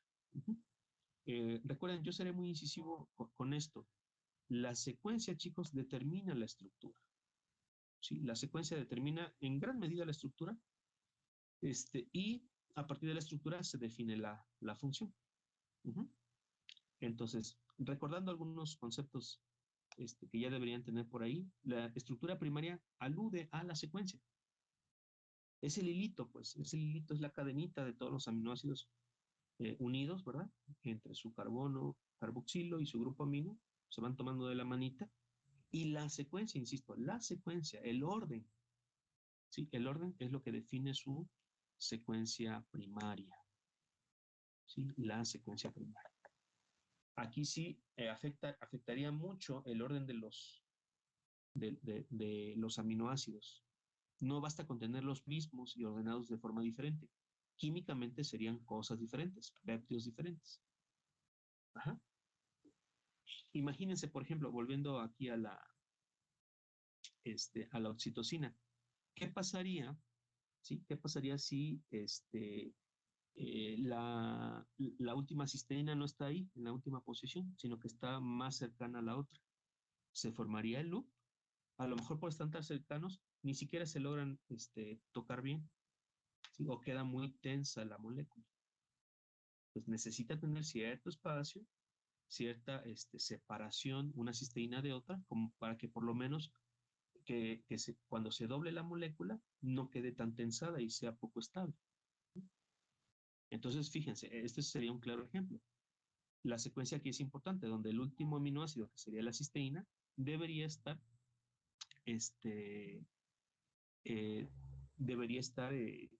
¿cómo se llama? A una distancia suficiente para tocar con la otra. Si se cambia esa secuencia, pues se altera la estructura. Y a lo mejor esto es lo que le da la función distintiva a la oxitocina. Dado que es un péptido relativamente pequeño, pues desde luego cambiar algo afecta muchísimo a la globalidad de la molécula.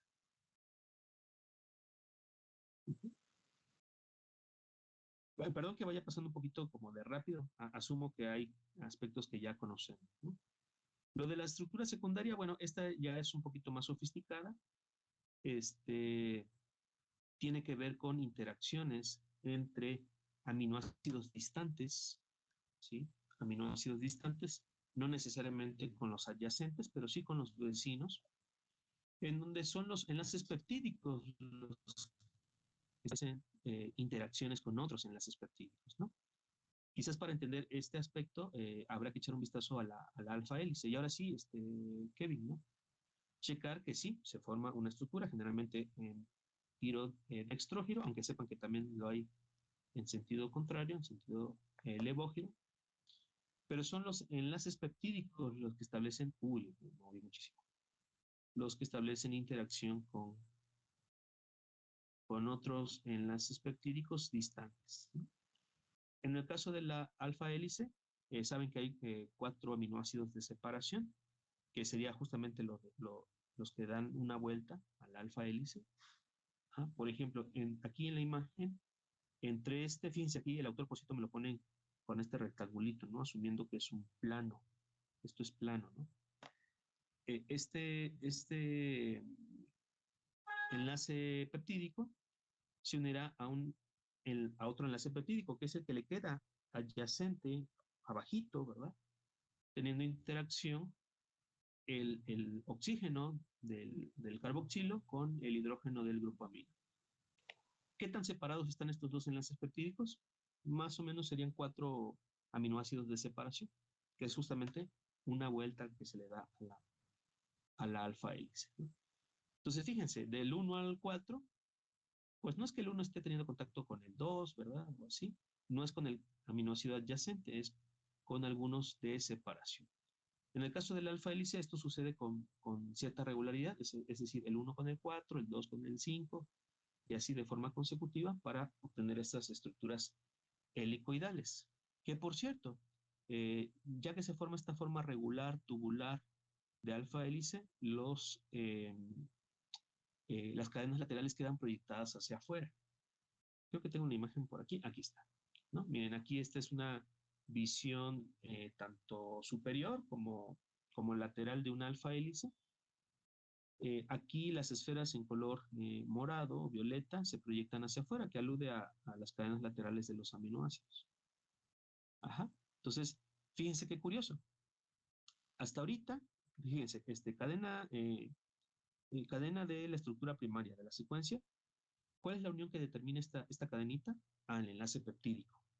¿Ahí intervienen las cadenas laterales? No, no intervienen. Son solamente carbonos, carboxilos, grupos aminos los que están participando. ¿Todos los aminoácidos tienen esto? Todos tienen la posibilidad de generar o participar en la cadena lineal. ¿Va que va? Eso es para la estructura primaria. Estructura secundaria, ¿de qué va la estructura secundaria? Del arreglo en el espacio, ¿sí? La estabilidad y arreglo en el espacio por medio de puentes de hidrógeno entre enlaces peptídicos separados. ¿Qué tan separados? Ya decíamos, más o menos, cada 4 aminoácidos en el caso del alfa hélice. ¿Intervienen ahí cadenas laterales? No, siguen interviniendo los enlaces peptídicos. Por eso es que aquí vemos a las cadenas laterales proyectadas hacia afuera. Lo cual es interesantísimo porque aquí ya podemos empezar a jugar con la naturaleza química de cada uno de los aminoácidos, ¿sí? Si las cadenas laterales que se proyectan aquí afuera, chicos, fueran, por ejemplo, con carga, ¿sí? Ya sea positiva o negativa, o polares no cargados, pudieran tener interacción con el agua, ¿sí? Van a poder tener interacción con el agua. Por tanto, este segmento sería soluble en el medio acuoso. En cambio, si las cadenas laterales que estuvieran aquí proyectadas hacia afuera fueran de naturaleza más bien alifática, ¿sí? Entonces, muy probablemente sería una estructura insoluble en medio acuoso. Ajá. Fíjense, poco a poco vamos aterrizando algunas ideas. No estaba tan de más revisar los grupos químicos, las cadenas laterales de los aminoácidos cuando entendemos que tienen una utilidad y una finalidad. Contribuir en la solubilidad de la molécula, tener interacciones. Luego estas cadenas laterales, si se tocan, asumamos que a la derecha de esta alfa hélice habrá otra alfa hélice o algún otro segmento de la proteína. Si hay cadenas laterales proyectadas que tengan contacto con estas primeras, si son compatibles, pueden unirse y estabilizar de forma global a la proteína, ¿no? A lo mejor por aquí, miren, supongamos que esta va a ser una lisina con carga positiva. ¿Con qué podría tener interacción? Bueno, dado que tiene carga, aquí sí es importante definir que necesitaría alguna molécula con carga negativa. La lisina tiene carga positiva, quizás necesite un aspartato, un glutamato para que se estabilice esa unión. ¿Se entiende? ¿Mm? Entonces, bueno, de eso va este tipo de interacciones, que insisto, tiene que ver con enlaces peptídicos que van interaccionando entre sí por puentes de hidrógeno. Ahora recuerden, los puentes de hidrógeno casi que uno voltea a verlos y se deshacen por lo lábiles que son. Pero ¿qué pasa si no es uno? No son 10, sino que son cientos de enlaces por puentes de hidrógeno. Pues ya no es tan fácil como que deshacerlo así de la nada a estas interacciones, ¿no? Se estabilizan, ¿sí?, en gran medida a la proteína. No serían las únicas interacciones para estabilizar estructura secundaria o incluso terciaria y cuaternaria, pero pues ayuda, contribuye finalmente a la estabilización de toda la molécula, cuán grande sea. Aquí lo que les mencionaba, ¿sí?, giros en los dos sentidos. La otra configuración para la estructura secundaria pues serían las hojas beta o láminas beta plegadas, que aquí, a diferencia del alfa hélice, no hay un patrón concreto de interacciones. Es decir, simplemente son filas, segmentos de la cadena original y que se van empalmando una sobre otra. Eso sí, los enlaces peptídicos de una cadenita establecerían interacción con la cadenita de abajo, pero no sabemos qué tan alejados estén en el espacio estos enlaces peptídicos. Aquí sí no hay un patrón numérico de saber, por ejemplo, estos dos enlaces, estos dos, bueno, qué tan separados están, no lo sabemos. Sería cuán larga o cuán ancha sea la hoja beta. En el caso del alfa hélice, sí es un patrón muy regular y podemos identificar, ¿no?, que uno con el 4, dos con el 5 y así, de forma consecutiva. Pero sigue contribuyendo a la estructura secundaria porque son enlaces peptídicos, ¿sí?, que se tocan entre sí por medio de interacciones con puentes de hidrógeno. De estas ya sabemos, hay hojas beta antiparalelas, donde el segmento de una cadenita va en sentido contrario con el que le sigue, ¿no? Lo notan aquí. La primera, de arriba hacia abajo, va de izquierda a derecha, la que le sigue abajo va de derecha a izquierda, y así se van alternando consecutivamente. O que todos los segmentos sean paralelos con la misma dirección. ¿De acuerdo? Y luego tenemos otro tipo de formaciones que caen dentro de la estructura secundaria, pero que se alejan de los grandes tramos, ¿no? Y estos serían los giros, ¿no? Los giros beta se le llama de hecho, que da lugar a que tengamos estos segmentitos empalmados. Bueno, en algún momento debe doblarse ese segmento, esa cadenita, ¿no? Y entonces los tenemos de dos tipos, tipo 1 y tipo 2, donde en el tipo 1 prácticamente son interacciones rectas, ¿sí? No sé si notan ahí las líneas discontinuas, serían el puente de hidrógeno, líneas rectas. Y en el caso del tipo 2, sí hay ligera inclinación, ligero ángulo entre los enlaces peptídicos. No se mencionan siempre estas formaciones, pero sepan que existen, son giros beta, ¿sí?, en donde se dobla la cadenita, ¿sí? Bueno, ahí se dan estos giros beta. Y bueno, sepan que se pueden combinar la forma de alfa hélice con las hojas beta, incluso alternadamente. Miren, esta es una beta alfa beta, es un loop beta alfa beta. ¿De acuerdo? Noten aquí es donde comienza, ¿sí? Iniciamos con hoja beta, en determinado momento se convierte en alfa hélice y luego termina su último segmento de este péptido, de nueva cuenta en configuración de hoja beta, ¿no? Por cierto, muy probablemente, no se nos indica aquí, pero muy probablemente ambas hojas beta están tocando, están interaccionando entre sí.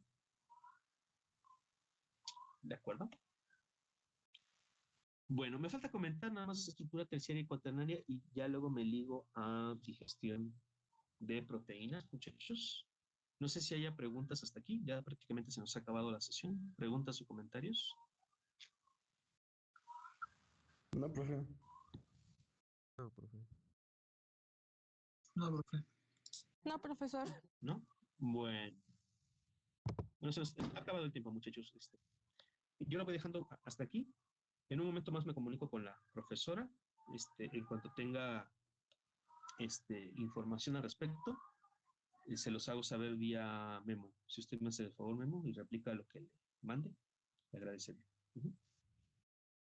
Pero insisto, no prometo nada. Espero en verdad que me dé chance. Yo espero que sí. La profesora Erika es bastante accesible. Yo espero que no haya gran problema. Muy bien, hasta aquí lo dejamos, muchachos. Buen jueves, buen día, los veo mañana. Gracias, profesor. Sí, profe, gracias. Hasta luego. Gracias, profe. Adiós, hasta mañana. Hasta mañana. Gracias, profe.